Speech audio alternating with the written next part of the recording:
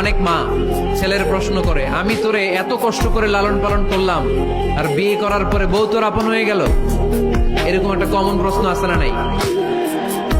এক চালাক ছেলে মারে উত্তর দিছে, মা তুমি মা ডাক শোনার জন্য জীবনে কি কষ্টটাই না করছো। আমারে তুমি 10 মাস 10 দিন পেটে ধারণ করছো, এত বড় বস্তা, খাইতে পারতা না, টয়লেটে যাইতে পারতা না, খালি বমি করতে, ওষুধ খাইতা।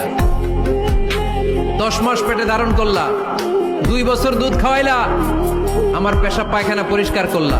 এরপর 2 বছর বয়সে 3 বছর বয়সে আমার মুখে বোল ফুটলো, তখন আমি তোমারে ডাকতে শুরু করলাম মা মা। এই মা ডাক শোনার জন্য তুমি এত কষ্ট করলা, আর পরের বাড়ির মাইয়া বাড়িতে আইসাই তোমারে ডাকা শুরু করছে মা মা।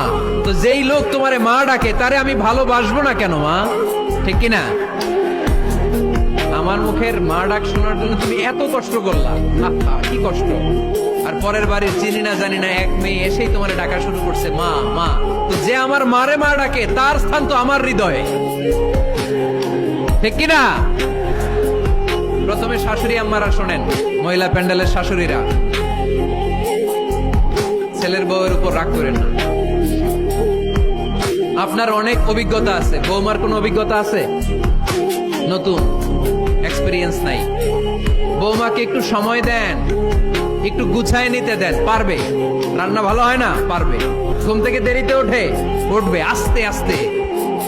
আপনাদের সাথে মানায় চলতে পারে না, পারবে, সব পারবে। আপনিও একদিন পারতেন না।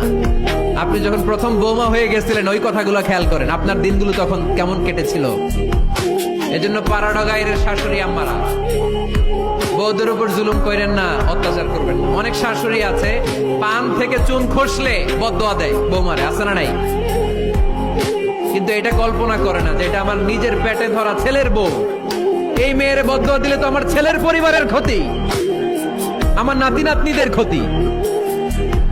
এই কমন যোগ বিয়োগটা বুঝে না। কষ্ট দিবেন না বৌমাকে, খেয়াল রাখবেন। আপনি যদি আপনার বৌমাকে কষ্ট দেন, আপনার নিজের মেয়েটাও বৌমা হয়ে আরেক বাড়িতে যাবে, সেও সেই একই কষ্টগুলো পাবে।